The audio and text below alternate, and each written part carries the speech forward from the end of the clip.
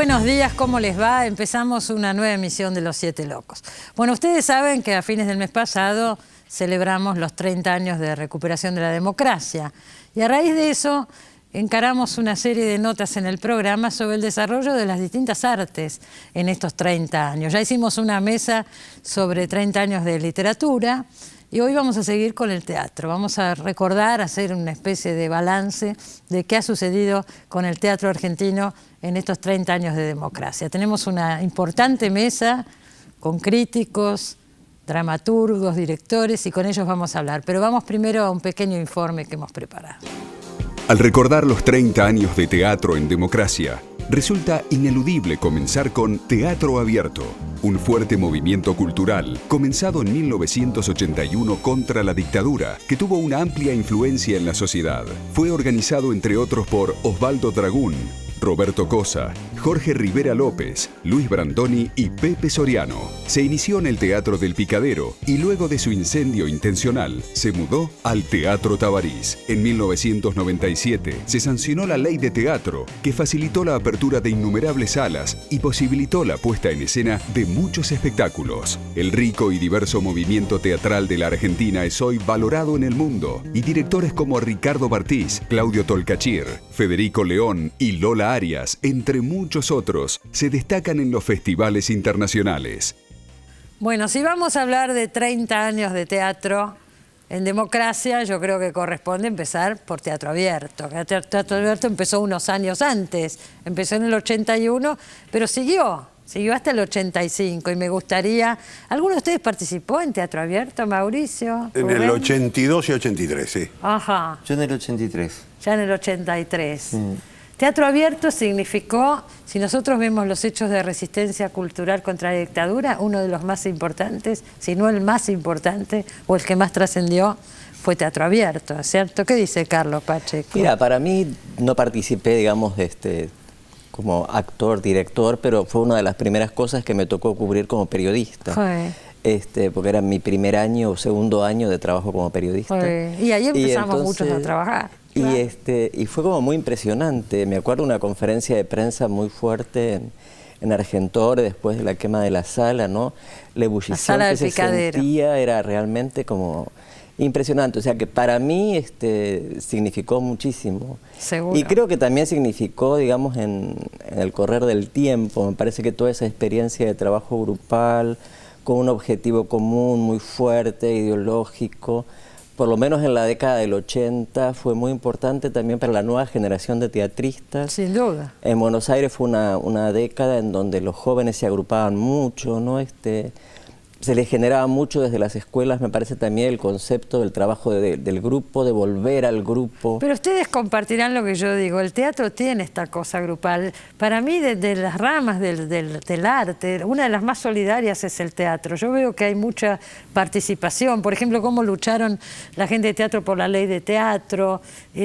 Por ahí hay otras áreas que son más individualistas. Yo en el teatro veo que hay mucha... Habrá, como en todos lados, por supuesto, rivalidades y de todo tipo, pero...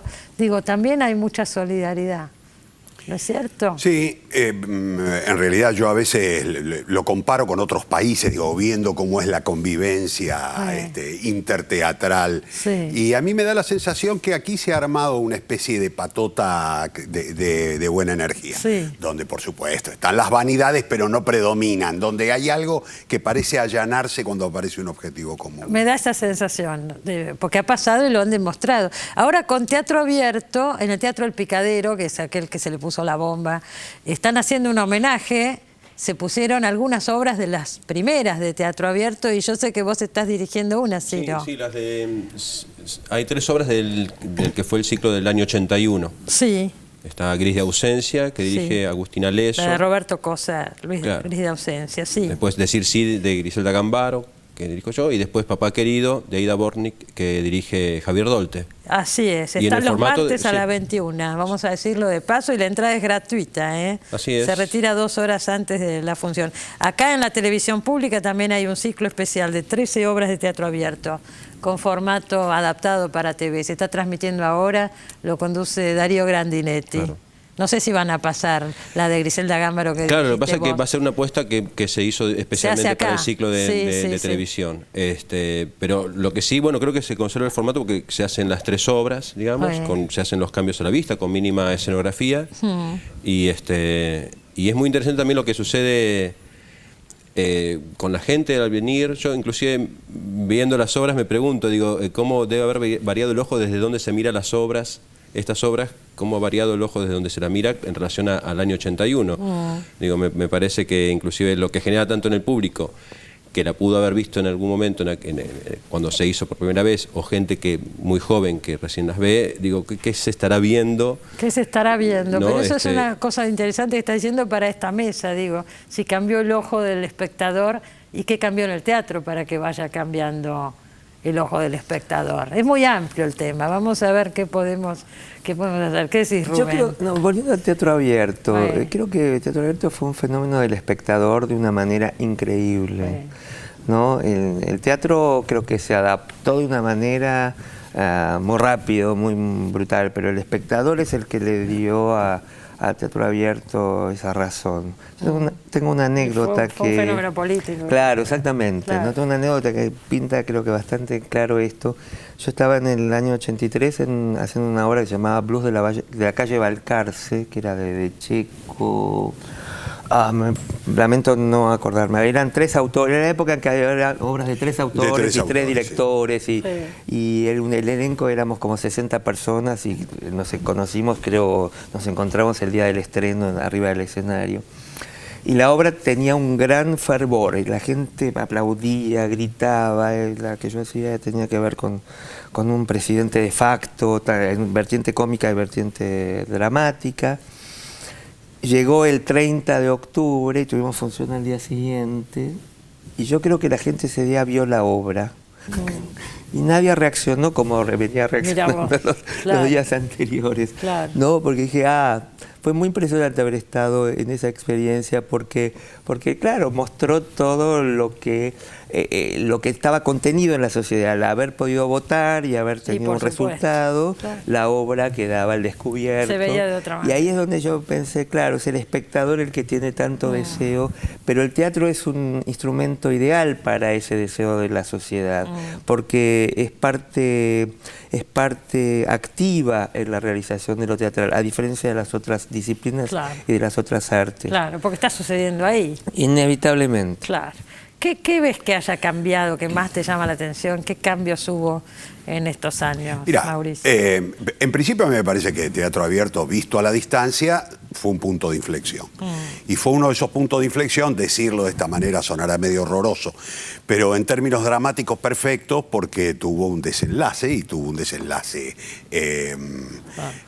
dramático con el incendio del Picadero. Me parece que eso de alguna manera lo constituyó como mito, y en la perfección del mito lo instaló como un non plus ultra. No se puede ir más allá de eso. Hiciste teatro y te quemaron una sala. ¿Qué más podés hacer? Entonces quedó constituido ahora como un punto, y esa es la imagen, esa es la metáfora, es el mito de la resistencia.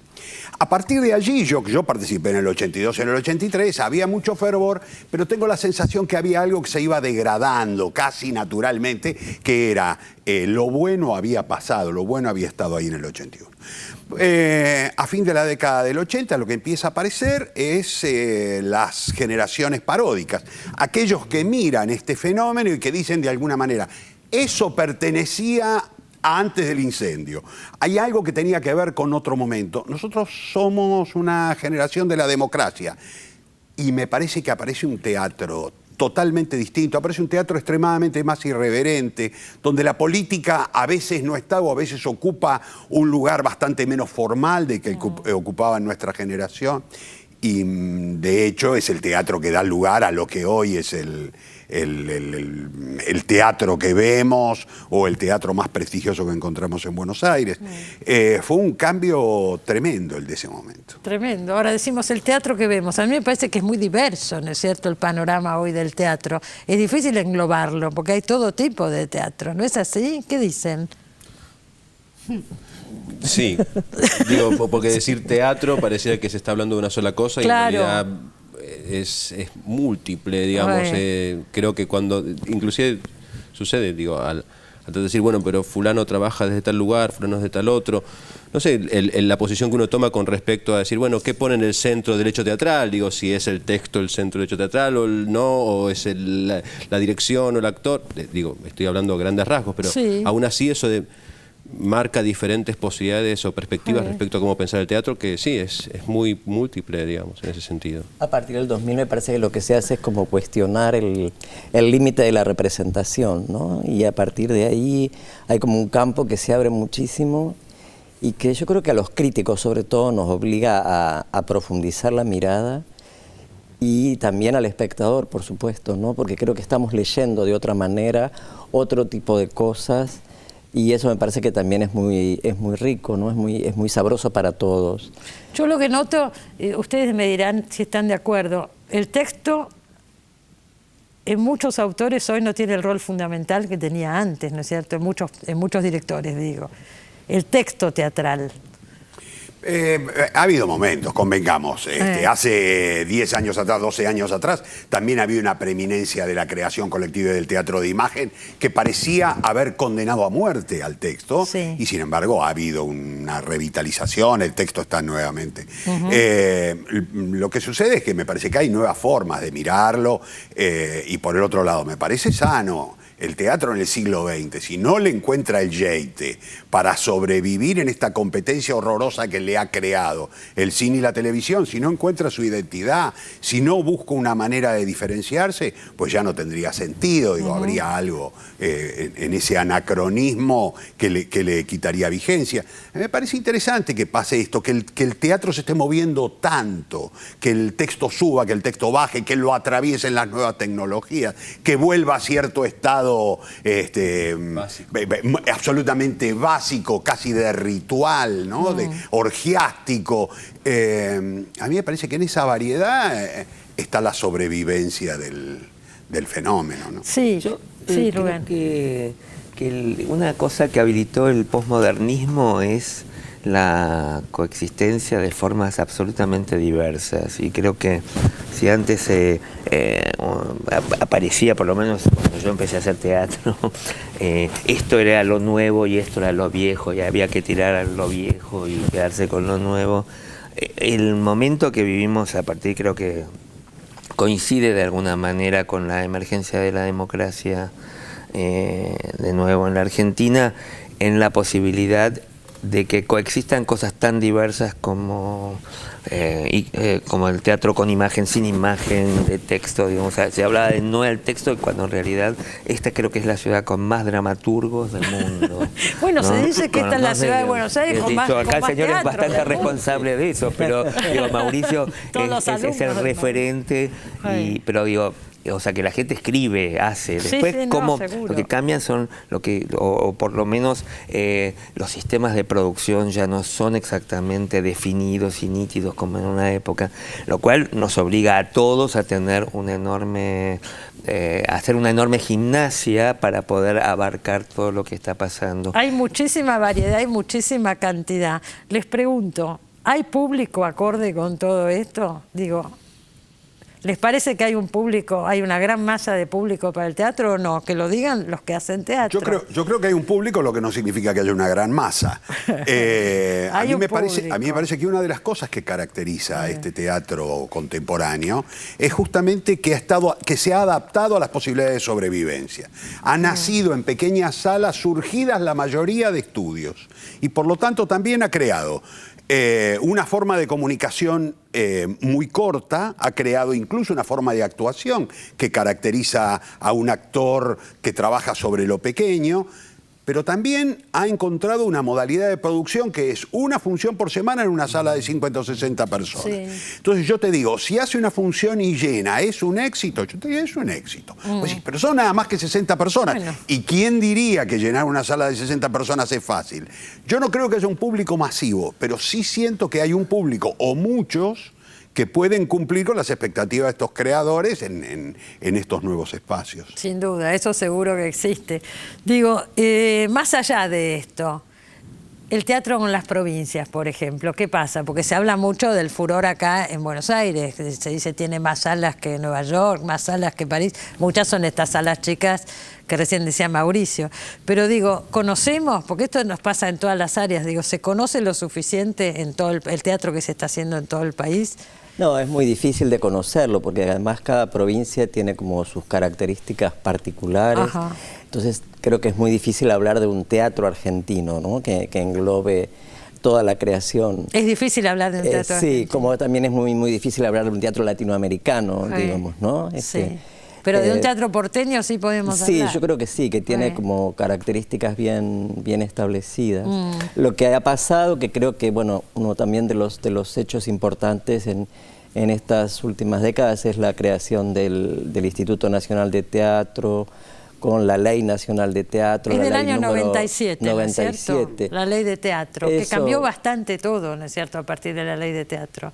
Por lo pronto, por el dinero, el apoyo estatal que hay a las puestas, a las salas. Rubén, vos lo sabés muy bien, tenés tu propia sala, sí, el Kafka. Sí, el instituto creo que de alguna manera lo más importante que pasó es la posibilidad de tener que las salas pudieran constituirse.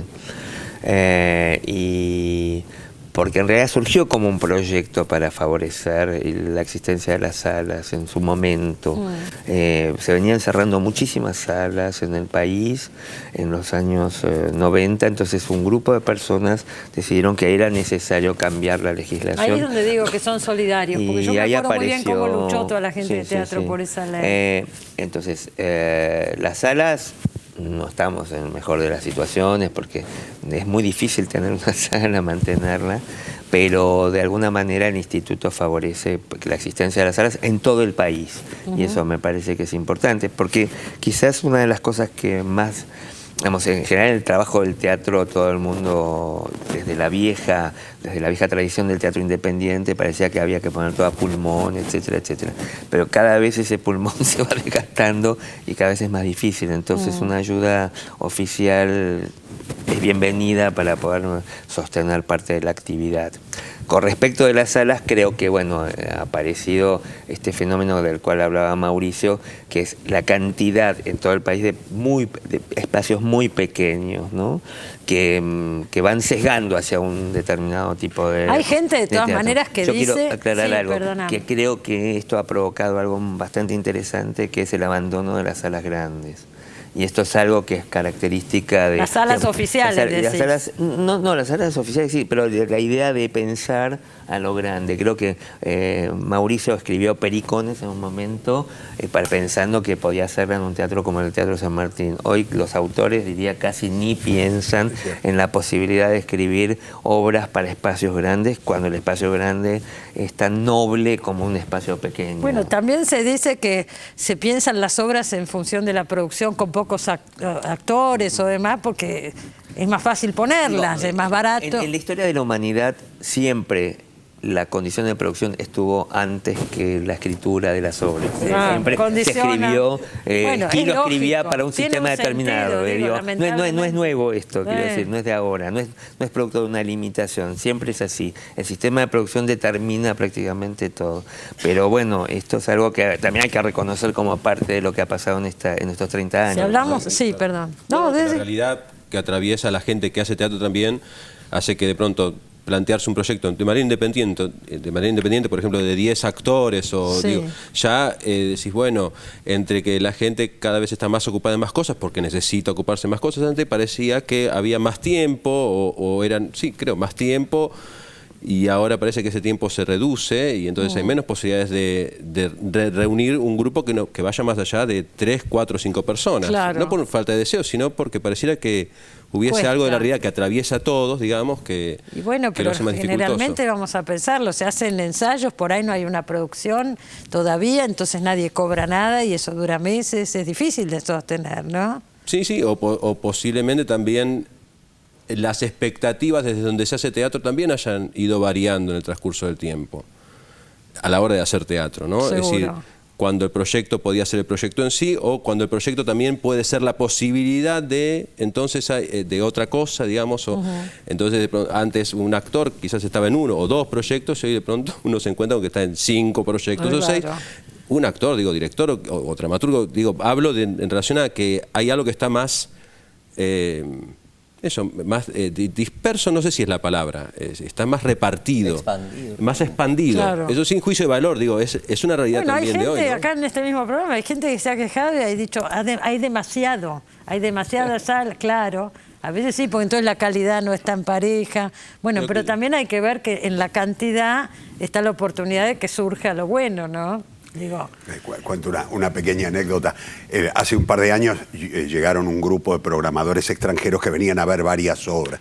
Y entonces me contaban, yo vi un par de ellas, entonces me contaba que, claro, iban a ver otra obra e iban identificando en la nueva obra a alguien que habían visto en la anterior y en la anterior, y que en realidad cada vez que se prendían las luces se escuchaban las carcajadas, porque no podía ser que eran los mismos haciendo. Y es un fenómeno, es esto que dice. Es parte de lo mismo. Es parte del fenómeno. Estamos hablando mucho del teatro independiente, vamos a ir a un corte ahora, pero tenemos que hablar también, me parece, de las otras patas del teatro. Está el teatro comercial y está el teatro oficial, que medio deslizó Rubén, ahora vamos a seguir hablando de todo eso. Vamos a un corte y ya volvemos.